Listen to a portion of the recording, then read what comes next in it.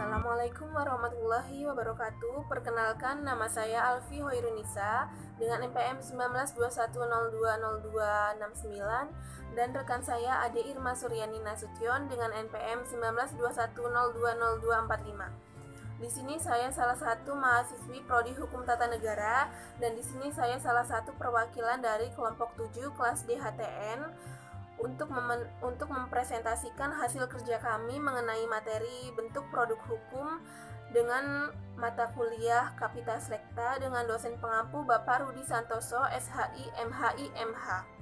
Peraturan dasar dan perundang-undangan. Peraturan dasar. Undang-Undang Dasar menurut pasal 3 ayat 1 Ketetapan MPR nomor 3/MPR/2000, Undang-Undang Dasar merupakan hukum dasar tertulis negara Republik Indonesia, memuat dasar dan garis besar hukum dalam penyelenggaraan negara.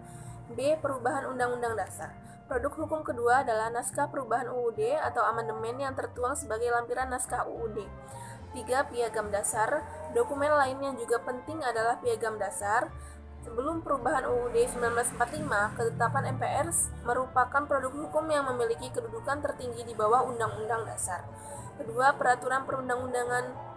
A. Produk legislatif.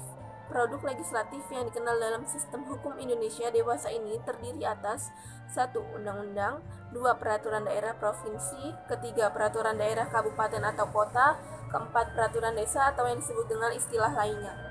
B. Produk regulatif, 1. Produk regulasi umum, kedua produk regulasi khusus.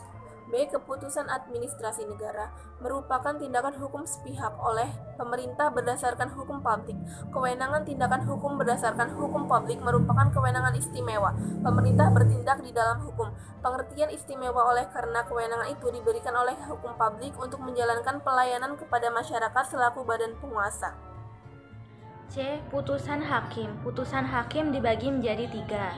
Yang pertama, peradilan bertingkat dan tidak bertingkat. Yang kedua, putusan pengadilan tingkat 1, 2, dan kasasi.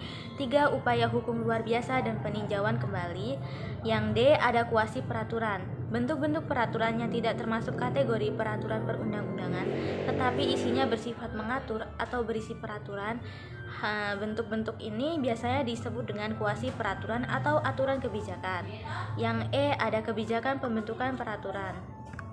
Latar belakang Undang-Undang Nomor 10 Tahun 2004, pembentukan peraturan perundang-undangan adalah proses peraturan perundang-undangan yang pada dasarnya dimulai dari perencanaan, persiapan, teknik penyusunan, perumusan, pembahasan, pengesahan, pengundangan, dan penyebarluasan. Lalu ada asas peraturan perundang-undangan yang berisi kejelasan tujuan, kelembagaan atau organ pembentuk yang tepat, kesesuaian antara jenis materi dan muatan, dapat dilaksanakan, kedayagunaan dan kehasilgunaan, kejelasan rumusan dan keterbukaan. Yang ketiga ada materi muatan peraturan perundang-undangan.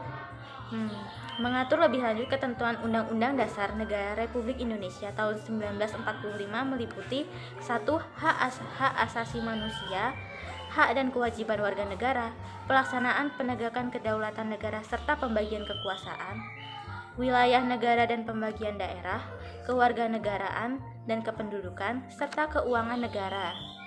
Itulah pembahasan dari materi kami.